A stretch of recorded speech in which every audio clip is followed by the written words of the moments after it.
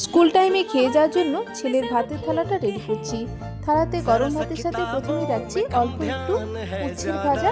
এরপর বাটিতে রাখবো পালং শাকের তরকারি, বড়ি দিয়ে কুমড়ো ও মটরশুঁটি আলু দিয়ে তৈরি করেছি পালং শাকের তরকারি অল্প মশলা দিয়ে। এরপর রাখছি এঁচোড়ের তরকারি। এই এঁচোড় কেটে রান্না করতে এতটাই দেরি হয়ে গেছিল, আজ আর কিছুই তৈরি করতে পারিনি। এঁচোড়ের তরকারি তৈরি করেছি এক গ্লাস জলের সাথে। ছেলের ভাতের থালাটা এইভাবেই দিয়েছি। এরপর টিফিন বক্সটা রেডি করে নিয়েছি। টিফিন বক্সে দেওয়ার জন্য তৈরি করেছি আজকে গরম গরম হাতে তৈরি করা আটার রুটি।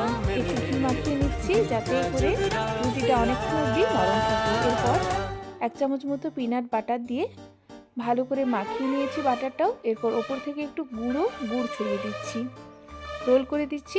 রোল করে টিফিন বক্সে রাখছি। দুটো ছোট ছোট হাতে তৈরি করা রুটি রাখছি। আর এই রুটির সাথে খাওয়ার জন্য তৈরি করেছি বেগুন ভাজা।